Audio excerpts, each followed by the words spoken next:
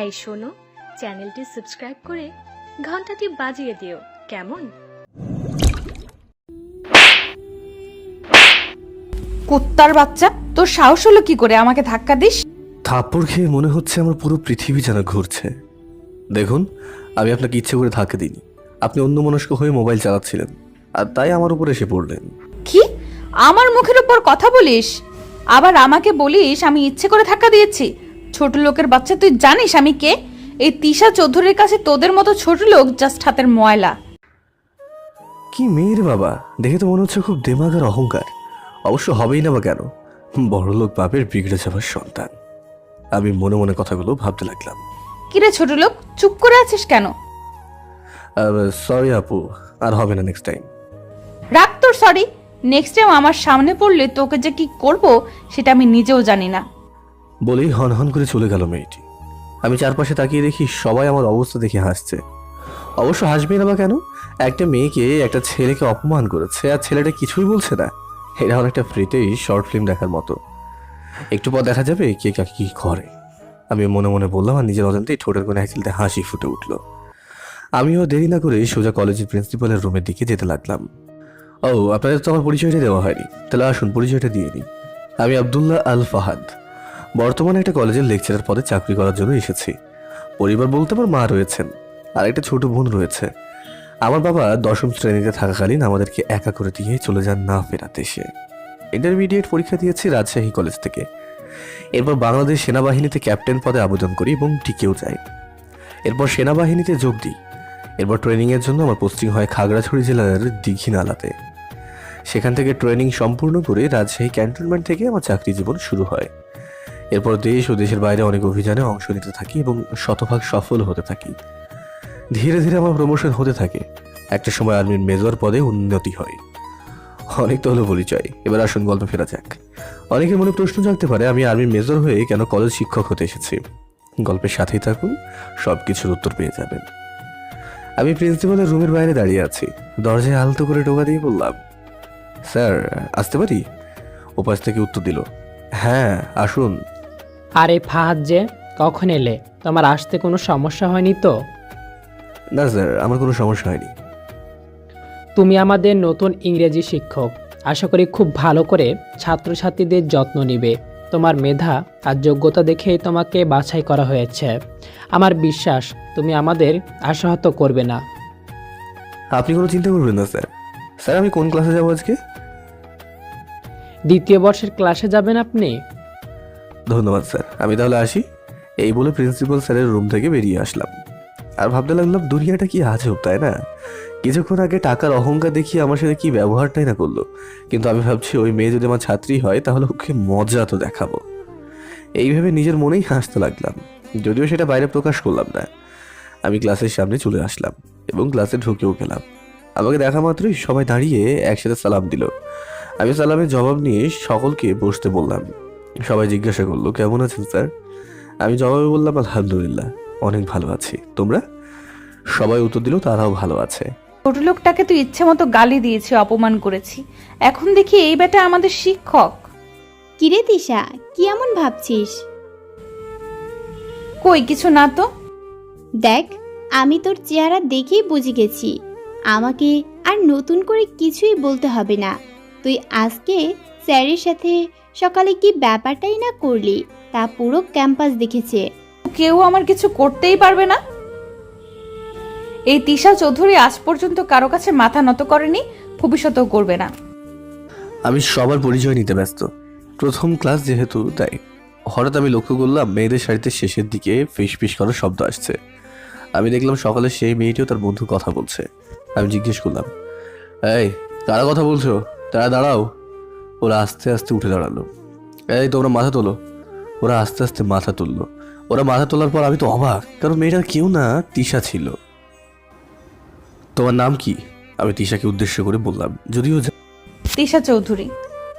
আমাকে তখন কি বলছিলে? হ্যাঁ, লম্পট ছোট লোক, তাই না? তাহলে এখন মুখে কোনো শব্দ নেই কেন? তুমি কি জানো তোমার উগ্র আচরণের জন্য তোমাকে কলেজ থেকে বের করে দিতে পারি? শোনেন, এই কলেজের সবাই আমার কথায় ওঠা বসা করে। কারো কোনো সাধ্য নেই এই তিশা চৌধুরীকে কিছু বলবে। আমার বাবা আমজাদ চৌধুরী এই কলেজের প্রধান অনুদানদাতা। পাশাপাশি কলেজের বোর্ড মেম্বারও। আমি চাইলে আপনাকে বের করে দিতে পারি, আপনি আমার কিছুই করতে পারবেন না। তিশার মুখ থেকে আমজাদ চৌধুরী নামটা শোনার পর আমার ভিতরে ঝড় বইতে থাকে।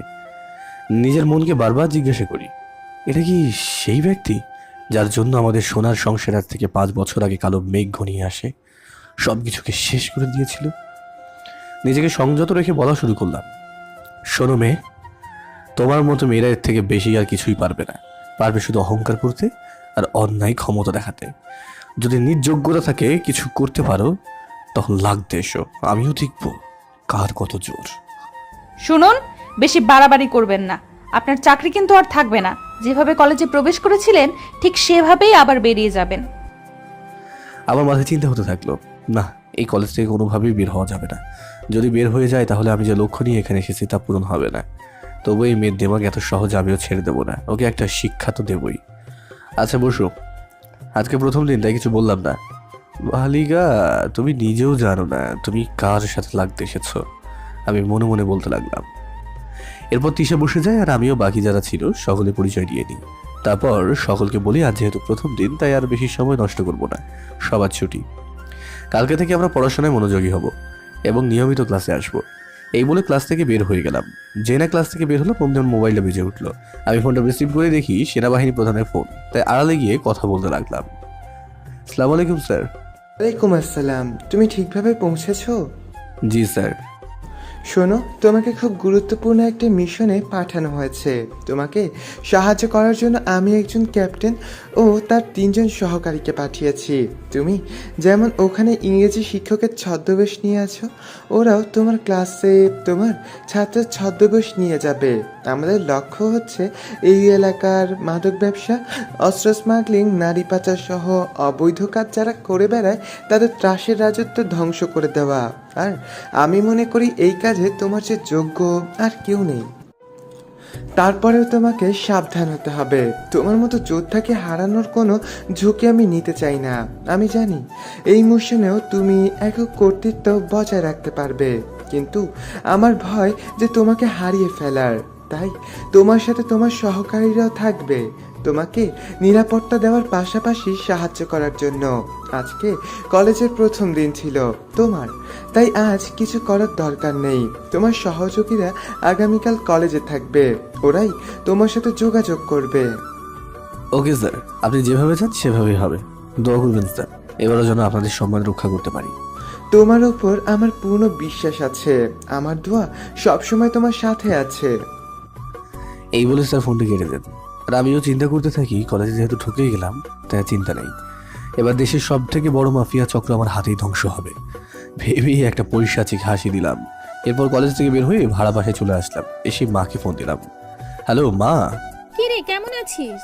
ঠিকভাবে পৌঁছেছিস তো? জানিস আমি চিন্তায় মরে যাচ্ছিলাম, আমার বাবুটা এখনো আমাকে ফোন দিচ্ছে না দেখে।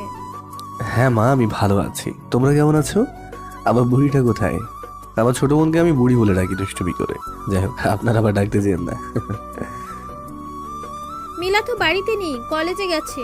ও আসলে তুই মন খুলে কথা বলিস, সারাক্ষণ শুধু তোর কথা তোর চিন্তা করে, আর মাঝে মাঝে কান্না করে ভাইয়া আসে না কেন। মা তুমি তো জানোই আমি কাজের জন্য এখানে এসেছি, তোমাদের ছাড়া থাকতে আমারও তো ভালো লাগে না। আচ্ছা সাবধানে থাকিস, ঠিকভাবে খাওয়া দাওয়া করিস। আমিও হ্যাঁ বলে ফোনে কেটে দিলাম। এবার নিজের ব্যাগটা খুলে নিজের জামা কাপড় অন্যান্য জিনিস বের করে রুম গুছিয়ে ফেললাম। ব্যাগে একটা ছবি দেখে আমার চোখ জোড়া নিজের অজান্তেই ভিজে ওঠে, কারণ ছবিটার অন্য কারণ নয়, আমার বাবা ছবিটা দেওয়ালে টাঙিয়ে ফেলার পর তাকে বললাম, বাবা জানো আজ আমি দেশের একজন রক্ষক। বাবা তুমি তো সবসময় বলতে মানুষকে ভালোবাসবে, তাহলেই দেশকে ভালোবাসা হবে। এই দেশ মাতৃকার জন্য দরকার হলে জীবনও দিবি। আমি কথাগুলো বলছি আর কান্না করছি। আমার বাবা আমাকে অনেক ভালোবাসতেন, আমার সব আবদার পূরণ করতেন। বাবার মৃত্যু ছিল আমাদের সুখের সংসারে আগুন লাগানোর প্রথম ধাপ। কিভাবে আমাদের সংসারে আগুন লাগলো তা জানতে পারবেন, গল্পের সাথে থাকুন। বাবা, যখনই কোনো কাজ করতে চাই তোমার চেহারা আমার সামনে ভেসে ওঠে আর তোমার কথাগুলো। এবার একটু ফ্ল্যাশব্যাকে যাওয়া যাক। শোনো, সব সময় দেশকে ভালোবেসে যাবে, কখনো অন্যায় কাজ করবে না, চুরি করবে না, আল্লাহ ছাড়া কারোর সামনে মাথা নত করবে না।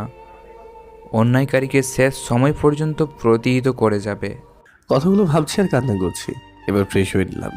এবার বাইরে গিয়ে মসজিদে নামাজ পড়ে হোটেল থেকে খাবার কিনে নিয়ে আসলাম। এরপর খেয়ে ঘুমিয়ে গেলাম, কারণ কালকে কলেজ আছে। সকালে ঘুম থেকে উঠে দেখি 7:30 বাজে, মানে আর আধা ঘন্টা বাকি কলেজের। দ্রুত নাস্তা না করি কলেজের উদ্দেশ্যে বেরিয়ে গেলাম। আসলে গতকাল ছিল প্রথম দিন, তাই শরীরের ওপর দিয়ে ধকল গিয়েছে, এটা তো আপনারা বুঝতেই পারছেন। সকালে কলেজে ঢুকবো এমন সময় আমি দেখলাম কেউ মনে হচ্ছে আমাকে ফলো করছে। তাই শিওর হওয়ার জন্য একটু দ্রুত পা চালিয়ে ক্যাম্পাসের শহীদ মিনারের পিছনে গিয়ে লুকিয়ে পড়লাম। দেখলাম একটা মেয়ে কালো চাদর পরা, গায়ের গড়ন মোটামুটি ফর্সা, আর ফর্সা চোখগুলো টানা টানা। মোবাইল বের করে কাকে জানি কল করছিল। একটু পর আরও 3টা ছেলে আসলো। এবার নিজেরা কি জানি বললো, আর তারপর ক্লাসে চলে গেল। ব্যাপারটি আমার কাছে স্বাভাবিক মনে হলো না। তারপরও সব চিন্তা বাদ দিয়ে আমিও ক্লাসে চলে গেলাম। ক্লাসে ঢোকার পর যথারীতি আমিও ক্লাস করাতে লাগলাম। হঠাৎ একটা মেয়ে এসে অনুমতি না নিয়ে ক্লাসে গিয়ে বসে পড়লো। এই দৃশ্য দেখে আমার তো মেজাজটাই খারাপ হয়ে গেল। এই মেয়ে, এটা কোন ধরনের ভদ্রতা? ক্লাসে ঢুকতে হলে যে অনুমতি নিতে হয় এটাও কি বলে দেওয়া লাগবে নাকি? আমার বাবার কলেজ, আমি যা ইচ্ছা তাই করব। যখন ইচ্ছা আসবো, যখন ইচ্ছা বেরোবো। এতে তোর কি? এসেছিস 2 দিনও হয়নি, আবার চ্যাটাং চ্যাটাং কথা বলছিস। আমি তোর ব্যবহার দেখে রেগে গেলাম। ওকে তো ক্লাসে লেট করে এসেছে, তার উপরে আমাকে অপমান করছে। এই, এটা তোমার বাবার কলেজ না, এটা সকলের কলেজ। এখানে সবাই যেমন টাকা দিয়ে পড়ছে, তুমিও পড়ছো। তোমার সাহস দেখে তো আমি অবাক হচ্ছি। শিক্ষক আছে আর তার সাথে বাজে ব্যবহার করছো? হ্যাঁ, তোরা তো টাকা ঘুষ দিয়েই ঢুকেছিস এই কলেজে, আবার বড় বড় কথা বলিস। তোকে বের করব না ভেবেছিলাম, কিন্তু না, তোকে বের করতেই হবে। দেখো তুমি কিন্তু তোমার সীমা ছাড়িয়ে যাচ্ছ। কি করবি তুই? বল না, কি করবি তুই?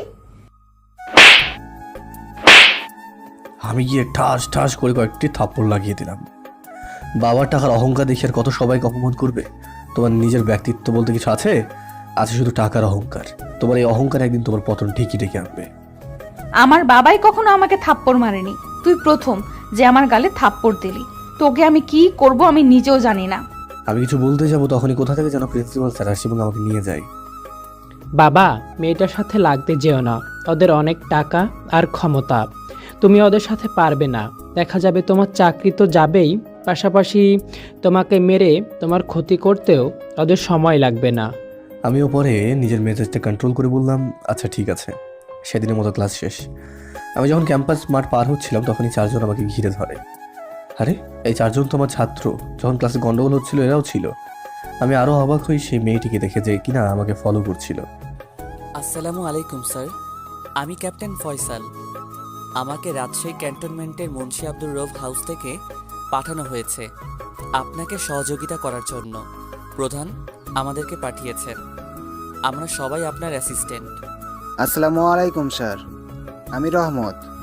আসসালামু আলাইকুম স্যার, আমি জুয়েল। আসসালামু আলাইকুম স্যার, আমি ইভা। ওয়ালাইকুম আসসালাম। তোমাদের কি তাহলে আমার সহযোগী হিসেবে পাঠানো হয়েছে? জি স্যার, প্রধান চাননি আপনি আমাদেরকে চিনুন। উনি চেয়েছেন আমরা যেন আপনাকে চিনি, এই জন্য আপনাকে কোনো ক্লু উনি দেননি। আমরা কারা, কীরকমভাবে আসব, মূলত এটা কৌশল স্যার। It's okay. তোমাদের কাজ কি তোমরা জানো? নো স্যার, প্রধান বলেছেন আপনার কাছে পৌঁছে যাওয়ার পরেই প্ল্যান কি তা জানতে পারবো। তাহলে শোনো, আমার গুপ্তচর যা খবর দিয়েছিল তা হচ্ছে এই কলেজে ড্রাগস এবং স্মাগলিংয়ের কিছু কাজ হয়। আমরা যদি এই কলেজ থেকে অনুসন্ধান করে ধীরে ধীরে অভিযান চালাতে থাকি তাহলে আমরা পুরো শহরে বড় মাফিয়ার খোঁজ পেয়ে যাব। কিন্তু স্যার, আমরা শুরুটা করব কিভাবে? আমরা প্রথম ধাপ শেষ করছি এই কলেজে এন্ট্রি নিয়ে। ফয়সাল, তুমি আমার প্রধান সহকারী, তুমি আমার সাথে সাথে থাকবে। ছেলে 2 জন অ্যাসিস্ট্যান্টের কাজ হচ্ছে কলেজে ছদ্মবেশে ঘুরে বেড়াবে এবং কোথাও কিছু সন্দেহজনক হলে আমাকে জানাবে। ইভার কাজ হবে মেয়েদের সাথে মিশে যাওয়া এবং মেয়েদের মধ্যে ড্রাগস সেবন যারা করে তাদের থেকে খবর বের করা। এটা না হয় বুঝলাম, বাট আমার আপনার কাজ কি হবে? আমরা এখন থেকে প্রতিদিন কলেজের ভিতরে চক্কর দেবো, সকাল এবং রাতে। রাতে ঝুঁকিপূর্ণ হতে পারে স্যার, শত্রুরা বুঝে গেলে সমস্যা হতে পারে। আমরা আলাদা থেকে কাজ করব, কেউ কিচ্ছু বুঝবে না।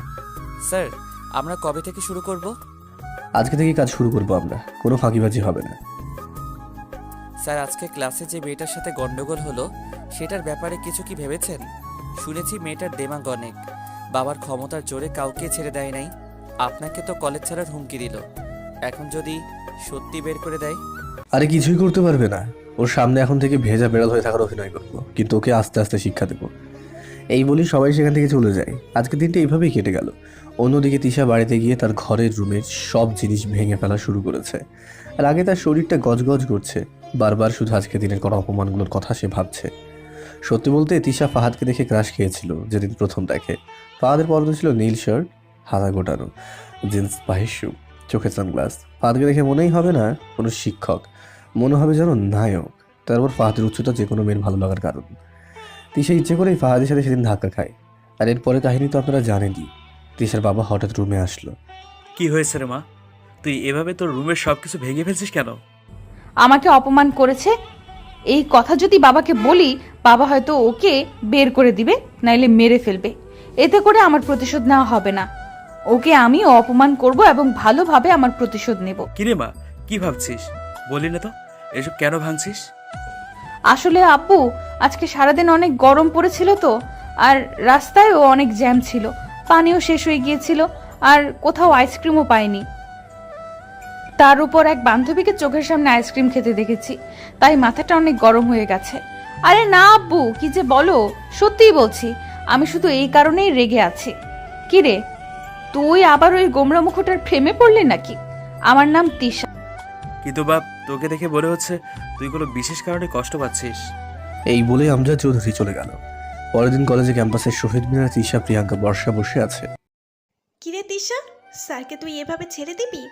আজ পর্যন্ত তোকে কেউ এভাবে অপমান করার সাহস পায়নি, আর উনি তো সরাসরি তোকে থাপ্পড়ও মেরেছে, এমনকি জানা তাই বলে অপমান করেছে। তোরা যাই বলিস, স্যার কিন্তু দেখতে কিউট, কিন্তু সুন্দর লম্বা একদম সিক্স প্যাক বডি, চেহারাটাও বেশ কেমন যেন একটা মায়া আছে। স্যারকে দেখলে খালি মনে হয় দেখেই যাই। তুই আবার ওই গোমরা মুখটার প্রেমে পড়লি নাকি? ওরা মজা করছিল, ঠিক তখনই ওরা দেখতে পায়